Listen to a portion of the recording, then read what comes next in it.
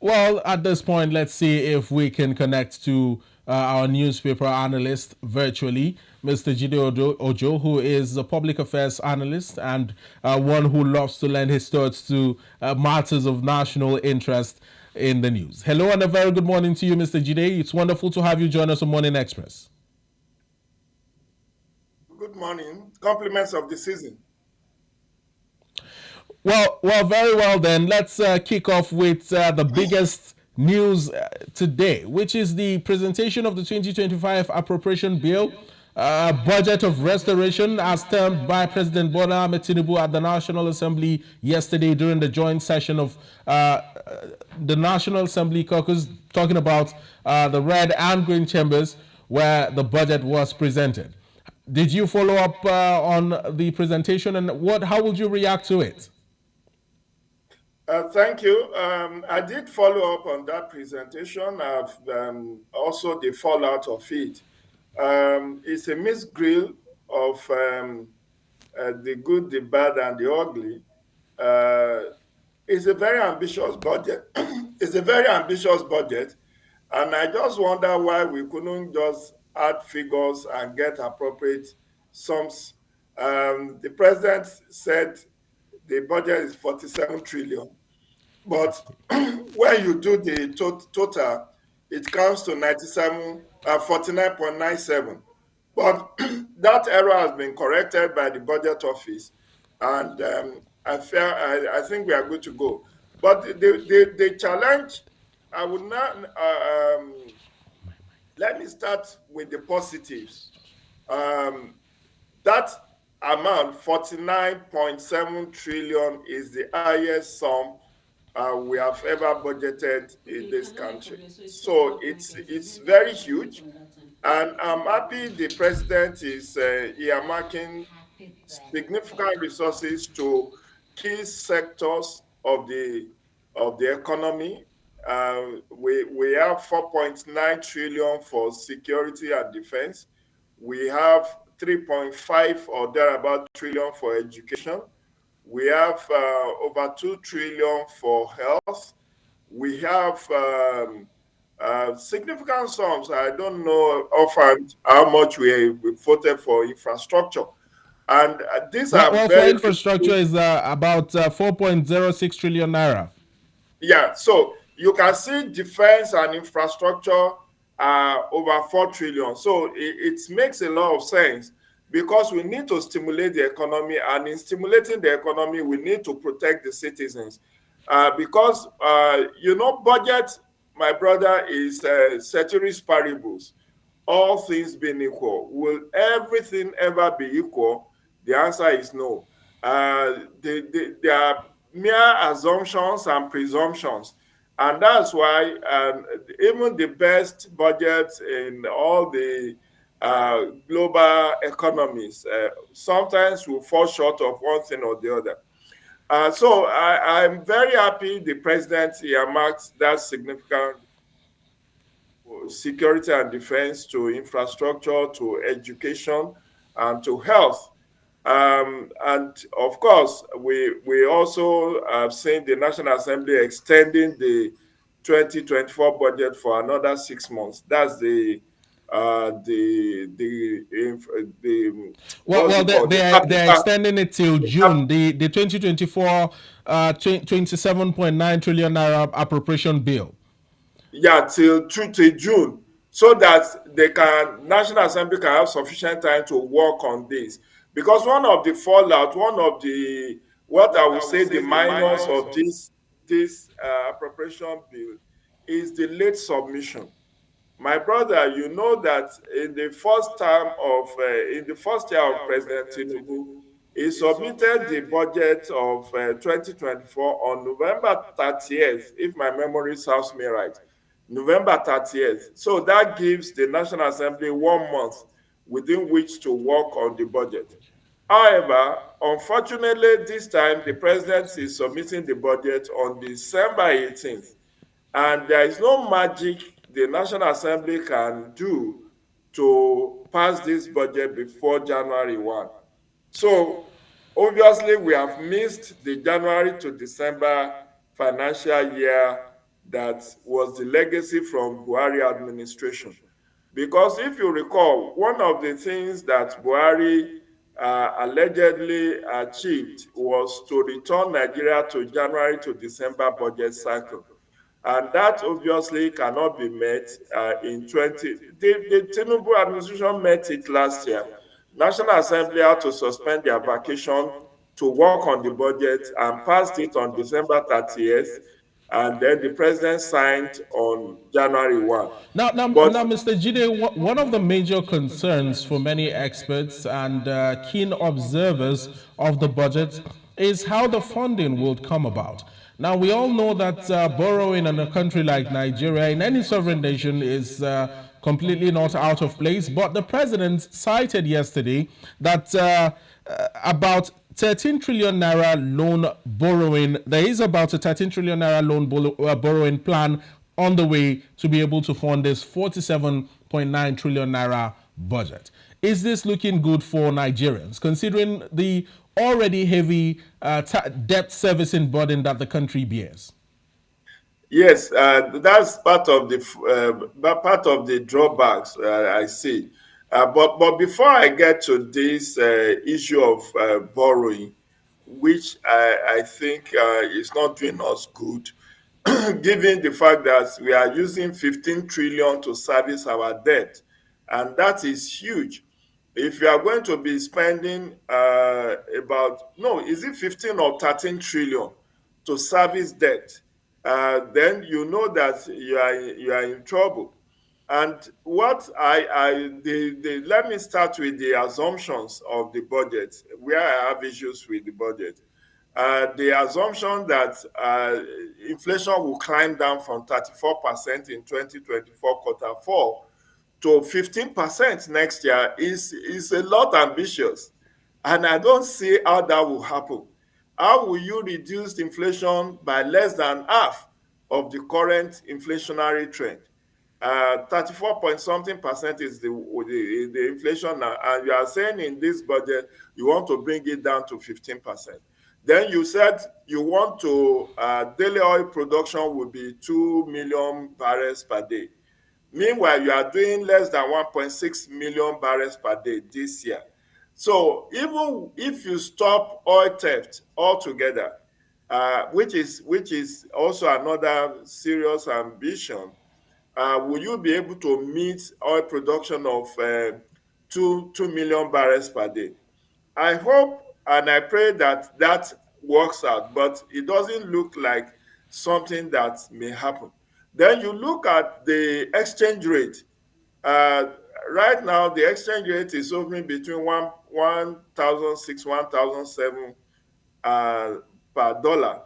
And the assumption of the budget is that it will, by next year, they are benchmarking it with 1.5, $1,500. 1,500 naira to a dollar. Again, that is a lot of assumption. And I just hope that they are realistic. Then you will look at the other factor that I think we need to bear in mind with this budget is is the fact that we are going to be borrowing heavily to fund it. And some economists are telling us, oh, we need to borrow more, we are not borrowing enough. But did you know that part of the reason why the MPP lost election in Ghana was the fact that 2 years ago in 2022, Ghana could not service its debt, sovereign debt, under the outgoing president, Nana Akufo-Addo.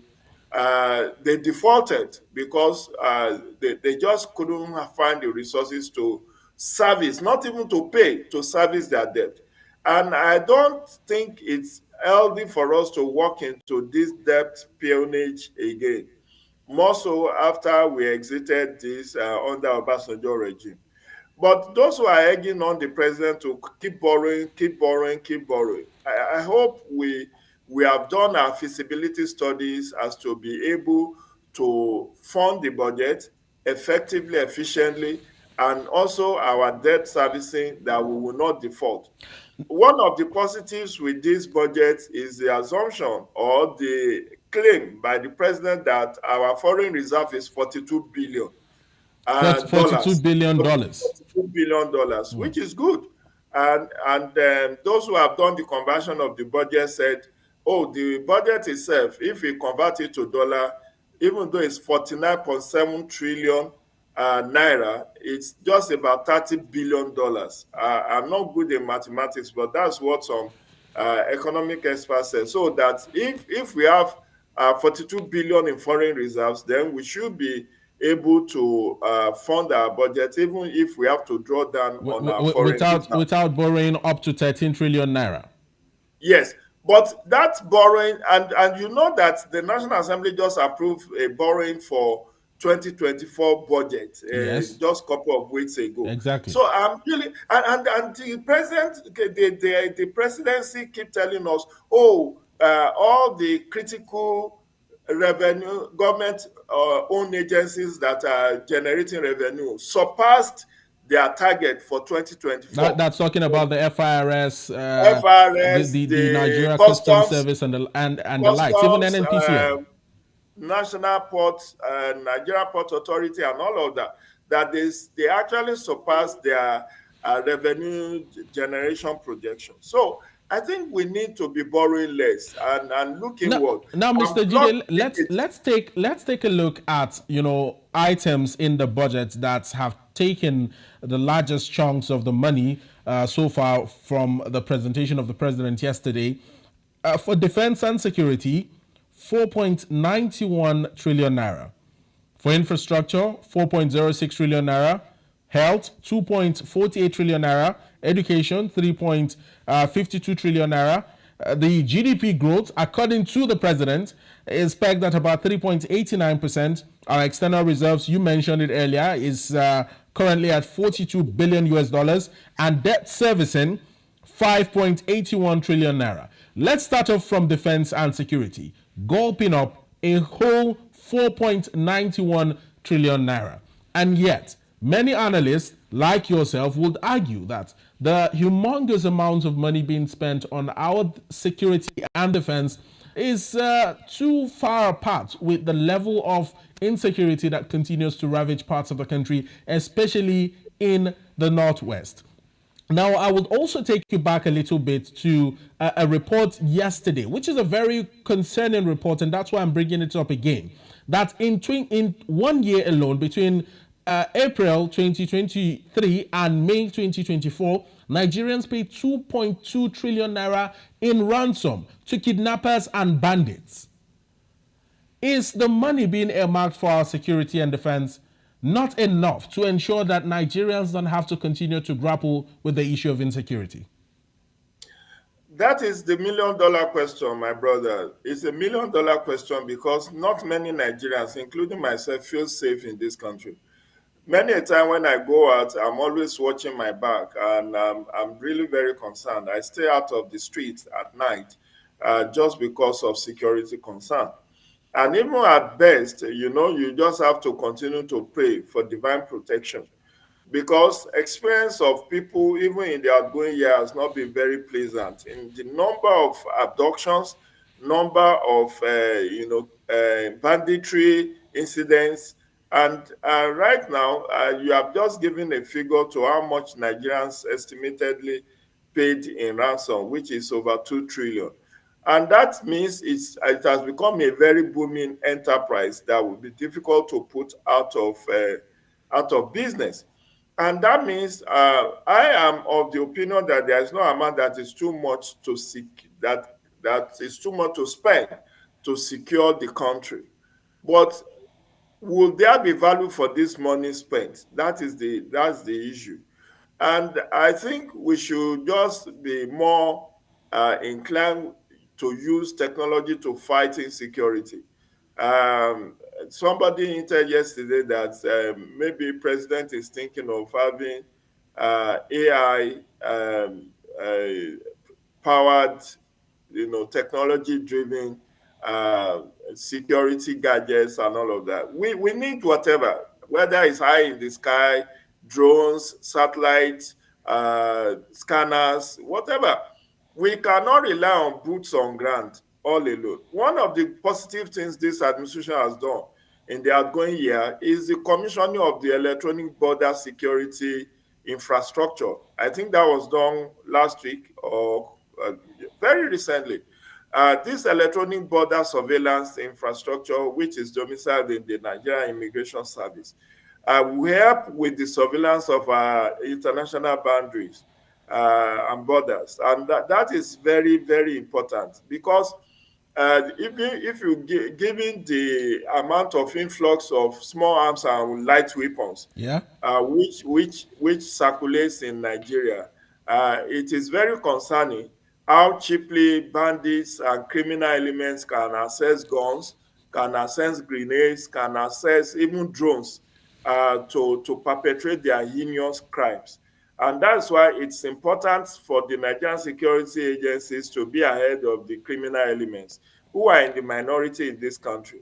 And I'm also appreciative of efforts of some governors who are dialoguing with criminal elements in their domain to get them to embrace amnesty programs.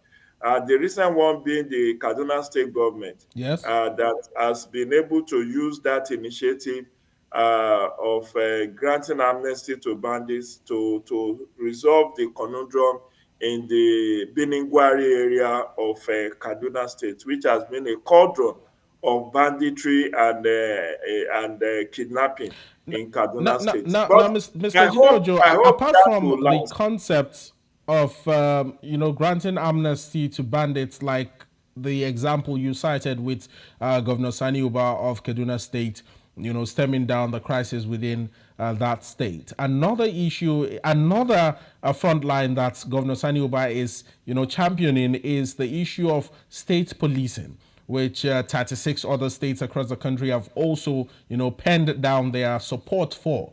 Now, with this huge money going for budget, for defense and security within the budget, and fingers crossed, state policing could take effect any time soon. Do you think it's a move in the right direction? And how would it bolster our security apparatus to ensure the safety of lives and property of Nigerians across the country?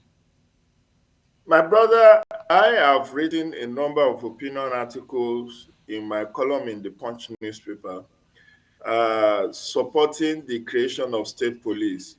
We cannot have a centralized policing system and think that they will do the magic to guarantee our security. Whether we like it or not, we have a pseudo state policing system in place. Almost every state have one vigilante services or local security initiatives or the other. The six southwest states are, bettered Amotekun. That's Southwest Regional Security Outfit under Buhari about 2022 or 2021. And even though the state legislations have to be passed to give effect to this, but we know that in the six southwest states, there's a Motekun Corps in operation. And many northern states have also followed suit. And if it is the batting of state policing, which is not totally alien to us because we have state police or regional police in the First Republic of Nigeria. The whole essence is just to get the informal policing system currently in operations to be more structured and nuanced so that there will be clear-cut areas of operations between the state policing system and the federal policing system. And they are to play complementary roles. So every initiative, and right now, part of the deficiency of the vigilante services and the state policing initiatives is that there is a limit to the amount or the caliber of weapons that Weapons that they can they can carry. wield. Yes, they can carry AK-47, AK-49, grenades, and all of those sophisticated automatic rifles. And so, if there's a properly structured state policing system, they will be able to carry these weapons and have their own police stations, have their own barracks, and be able to coordinate and collaborate with the federal policing system. As I speak with you, despite the best intentions under the Buhari administration, that at least 10,000 police force recruits should be made every year. We have seen politics trumping this initiative with the face-off between the Office of Inspector General of Police and the Police Service Commission as to who has the right to recruit these constables. And they have had to resort to legal tussle to resolve this issue, up to Supreme Court. And the Supreme Court, just like the lower courts before, it said it is the Police Service Commission that should recruit with input from the Office of Inspector General. But while all of these litigations was on, for a couple of years, they could not recruit the 10,000 that was presumed to be recruited every year, and that has actually limited the personnel of the Nigerian police. Right now, I'm not sure we have up to 400,000 policemen and women in circulation, and we know the challenge with that. Even the 380,000 that they are parading, half of that is doing escorts to VVIPs, governors, senators, or even just individuals who are not part of the government or in any political office who need the services of the security agencies.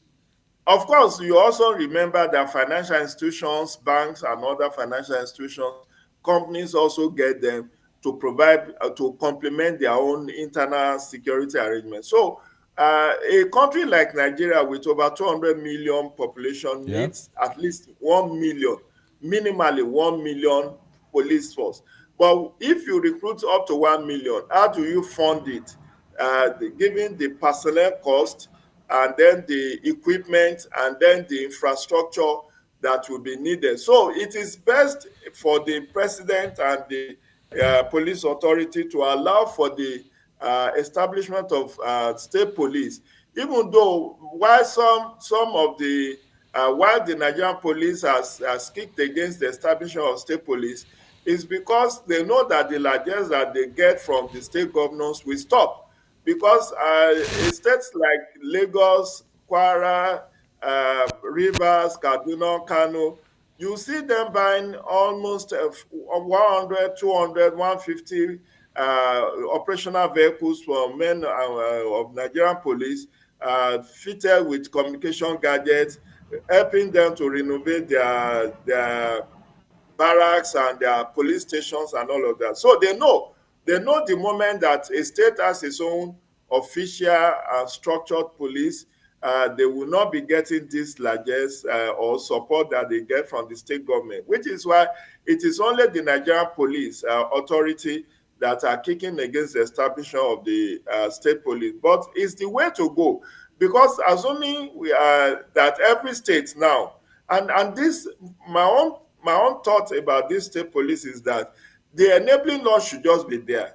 If you know you don't have funding to establish one, don't go into it. Don't go and copy and paste when you know that you don't have you don't have the right modalities, the right operational values to carry it through. Now, there's another issue I want you to react to, Mr. Jide Ojo, which has almost like a long chain.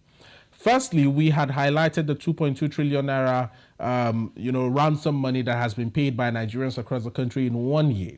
And just recently, we saw a bill at the National Assembly that had scaled first reading at the floor of the Senate, a bill to ban the usage of foreign currencies within the country. Most of these monies that have been paid for ransom from investigations, you can tell that they are often foreign currencies, mostly dollars or pounds or euros, which will not require so much bulkiness to be transferred or to be moved around.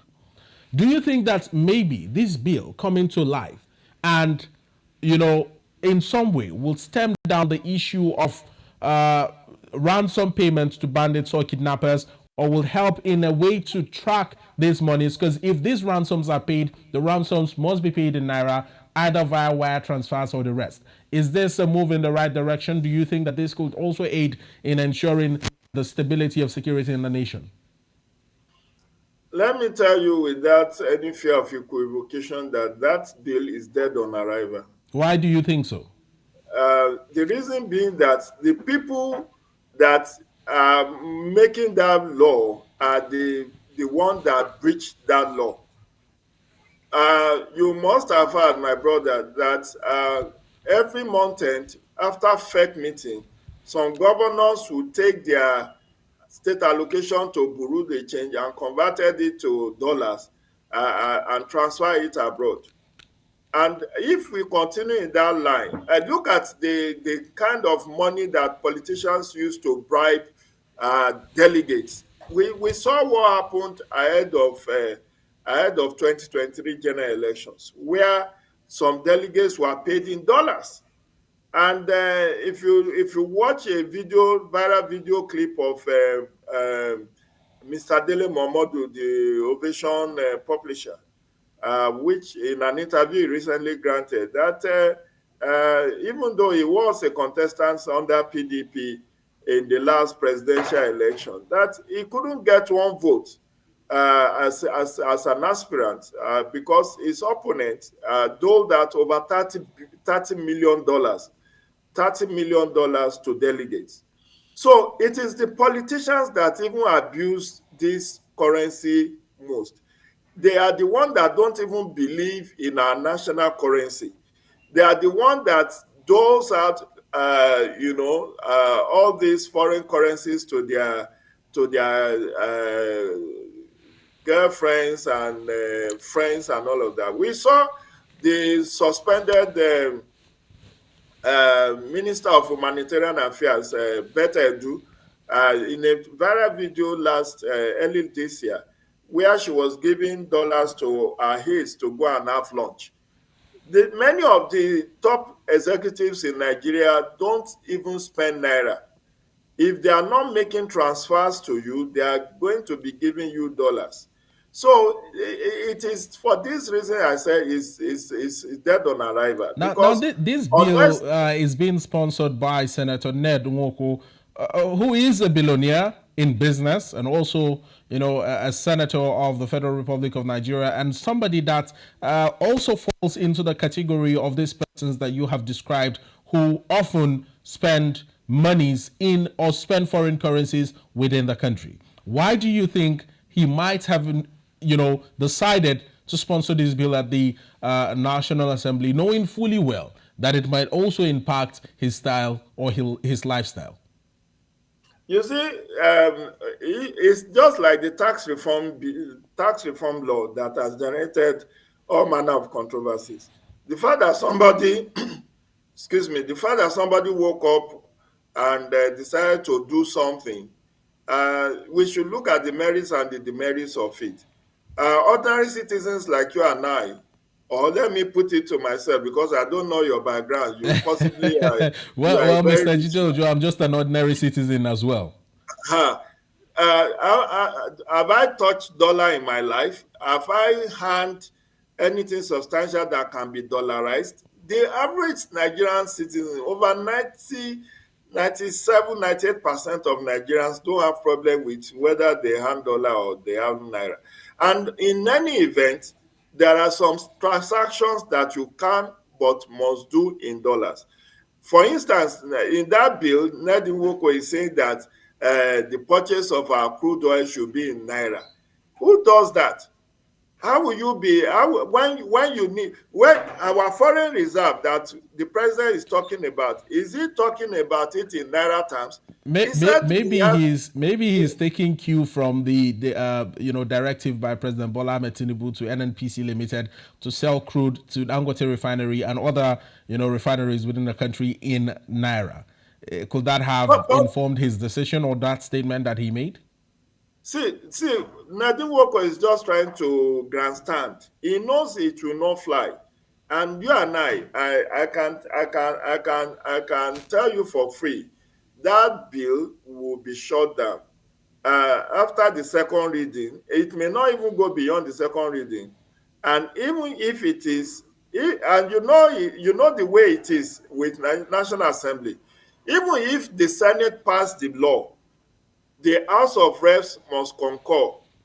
Unless the two chambers pass the same version, they will have to go for conference meeting to harmonize the differences, and it will now be left to the president to sign.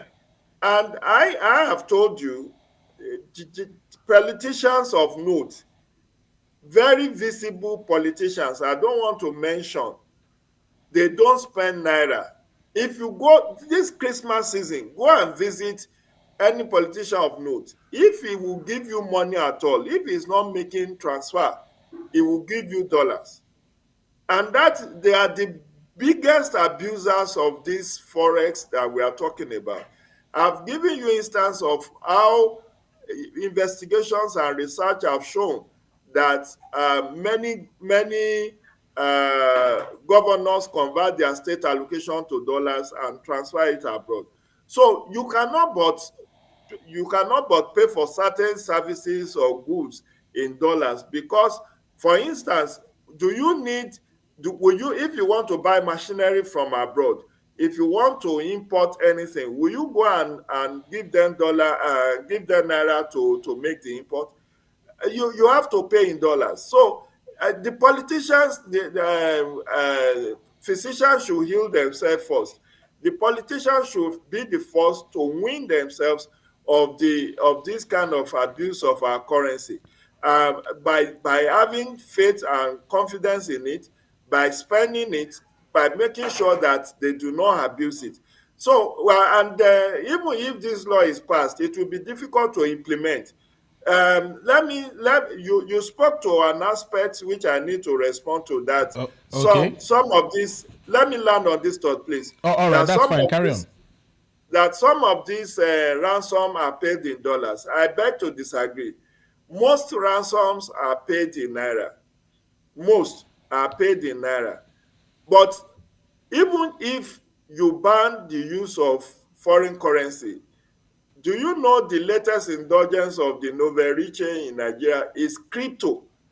It's cryptocurrency. People are converting their wealth into cryptocurrencies, and that is gaining tractions. And crypto is not even regulated by the Central Bank of Nigeria. So I think it's just sheer waste of time on the part of Senator Ned Nwoko. This bill, and I hope I could be proved wrong, this bill will most likely not see the light of the day.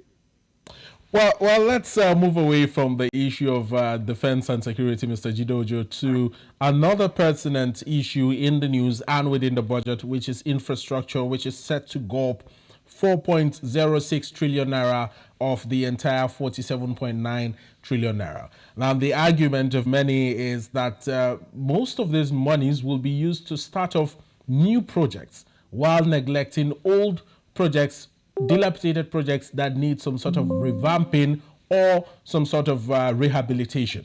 What are we looking at? Is especially from the angle of the Ministry of Works. What should we be expecting in the next maybe 12 months with this huge money being earmarked for infrastructure across the country? See, there is no amount that is too big for fixing the infrastructural deficiencies of Nigeria. We have so many abandoned projects, and I have said on several media platforms that what you need is to sell off some of the abandoned projects, and you auction them off, and then use the proceeds to complete the existing ones. Look at the state of our roads. The Nigerian roads alone can take the entire 4 trillion that is earmarked for infrastructure. Yes. Road alone, federal roads, and I mean to say that, not just all the roads, because there is trunk A, trunk B, trunk C roads. So trunk A road alone will go up that entire. If you go and ask Senator Dave Umahi, the Minister of Works, he will tell you their liabilities to contractors alone is in excess of how many trillions, if not more than the amount budgeted. So what we need to do to fix our infrastructure, this is a very good step in the right direction. But what we need to do is to have more of PPP, public public Public private private partnerships. partnership. Yes, we need to have more of that. And I think there is ICCR, Infrastructure Concessioning Regulatory Commission or Commission, something. yes. Yes. So we need to get that commission to work by fostering this PPP arrangement where private sector will bring their resources to fix our infrastructure and then recoup their investment over a period of time. Now, the That bad is narrative that has always been, associated with government contracts, especially with most contractors in the country, is the lack of payment or complete payment of monies agreed in MOUs signed between the private sector, company and any agency of government or any MDA. Is there anything different that could happen? I mean, I know you cannot take out the place of a PPP, but the bad reputation that that has in the country is one that you can also not neglect. No, you see what I'm just bringing in the PPP aspect that we cannot the entire 4 trillion in this year's 2025 budget will still not solve. It will be like a drop in the ocean if you consider what Nigeria needs. I think someone was raising that issue yesterday that according to the World Bank, Nigerians need to input $10 billion annually for the next 10 years to be able to fix the decadent infrastructural challenge Nigeria has. $10 billion over 10 years, that's $100 billion in 10 years. Are we ready? Can we put that kind of resources into our expansion of infrastructure? Look at the yesterday in my column in the Punch, I wade into the issue of energy security, where I analyzed the incessant grid collapse, vandalism, and then the energy insecurity. Do you know how much we need to fix that sector to make it work? South Africa, with a population less than 50 million, have over 40,000 megawatts of electricity. Nigeria, with over 200 million population, is still struggling to have up to 10,000 megawatts of electricity. I think the best we have done thus far is less than 6,000 megawatts, and this is our 64th years of independence. So that is one infrastructure that needs to be fixed if we are serious with unemployment, tackling unemployment and poverty. Because But if we Mr. don't Jide fix Ojo, energy you keep security, citing that Nigeria needs more money for infrastructure. And you also made reference to the $10 billion annually for the next 10 years, by the World Bank or that you cited for the country to be able to fix up its deficit when it comes to infrastructural development in the country. But on the other hand, persons like Governor Adeleke of Osun State is planning to build a new airport in the state. Well, I know that the federal government has actually asked him to step that down, but is this more about an issue of not having funds or an issue of misappropriating funds or misplaced priorities across the country? it's a combination of all. A combination of all of the aforementioned issues. The Osun State has one small airport at Ido-Osun, and the controversy over that was that Governor Adeleke wants to relocate that the proposed new airport to his hometown in Ede. And that's why, of course, the political element in it is that the federal government, who can license you to build the airport, has withdrawn that license. Again, it's not about whether Osun does not need the airport. It's about whether that is a priority At the at this point moment. in time. So you know that Abia State is also trying to build a airport under the governor Alex Oti. The previous governor claimed to have spent billions in the building of airports, but they said they couldn't see anything. So that money, hopefully, I hope it's not gone down the drain. I know that Anambra under Governor Obiano also built airports, which is grossly underutilized. I don't know whether that airport is still functional. But by and large, you ask whether that is a priority. I don't think building more airports is a priority for any state government at this point. We have a lot of airports that are grossly underutilized. A couple of weeks ago, I was in Akure. Akure, as Ondo State, has had airport for decades. And do you know that there is no daily flights from that airport to any part of the country?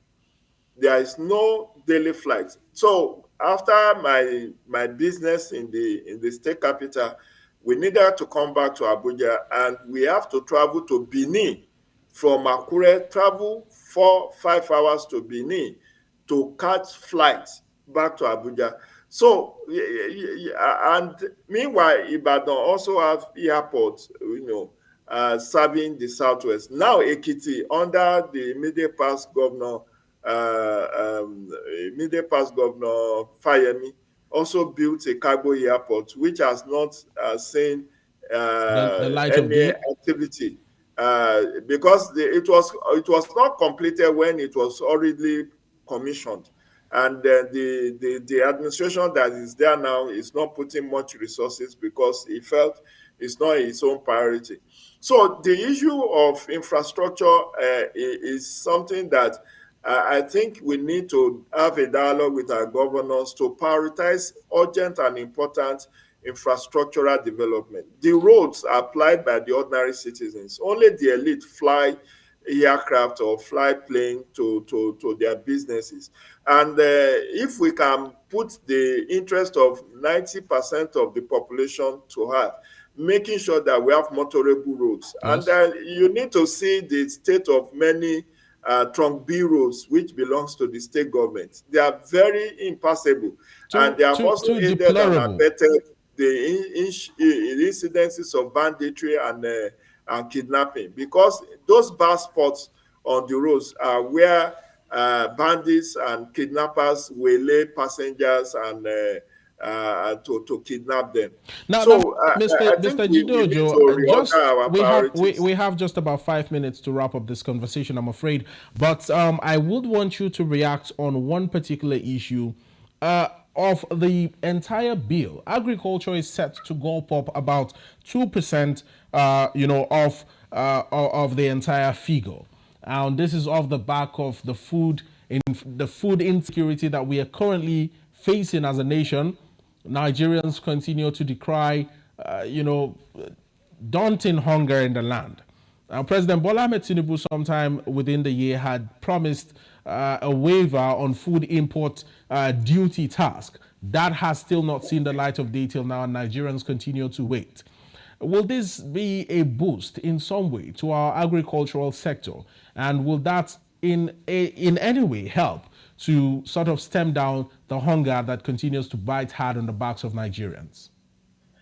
My brother, I cannot overemphasize the importance of food security.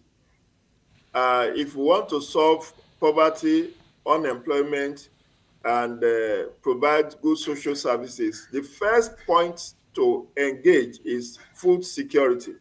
And that's why when we were speaking earlier to the 4.9 trillion budget for Nigerian military and defense, I said there is no amount that is too much to secure this country, because part of the challenge agriculture has had to face over the decades is the heightened incidences of insecurity, even in rural communities. Rural banditry started gaining traction some 10 years ago in Nigeria, and it has peaked so much so that many farmers have now relocated from their ancestral lands to city centers for fear of abduction on their farms and fear of being killed. The good news is that the presidency of Bola Tinubu has deemed it fit to establish Ministry of Livestock Development, which among its mandate is to see to cessation of the elders farmers clashes. And it is believed that if the Ministry of Livestock Development is able to bring that particular incidences of elders farmers clashes under control, there will be increased food security, food production will peak, and then even we will see that there will be fall in the prices of food, because you cannot actually depend on food importation to survive in a country of this nature, of this magnitude. We have over 230 million population, the biggest country in Africa. And if we cannot have food security, we don't have security at all. So all hands have to be on deck. There have been many promises the president made in his earlier national broadcast about cultivating millions of hectares of land in this current agricultural season, the establishment of the agricultural loan schemes, Yes. and then, of course, the establishment of livestock development ministry.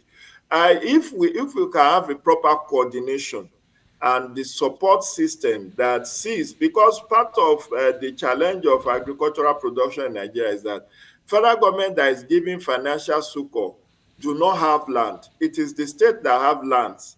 And unless the state governments are ready to partner the federal government by releasing lands for agricultural cultivation, while the president or the presidency brings the resources to support farmers, then there will be a dislocation and we may not meet our food security needs. But by and large, it's a step in the right direction, and we just hope that in the coming year, we will be able to cultivate more lands and reduce our food importation. And then with more production, price of food will definitely fall. All right, Mr. Jide Ojo, quite a very wonderful analysis you have put there. Very beautiful, dissecting the 47.9 trillion naira budget of restoration presented to the National Assembly by President Bola Ahmed Tinubu yesterday. Thank you so much. My pleasure. Compliments of the Yuletide, and have a nice weekend. I wish you the same.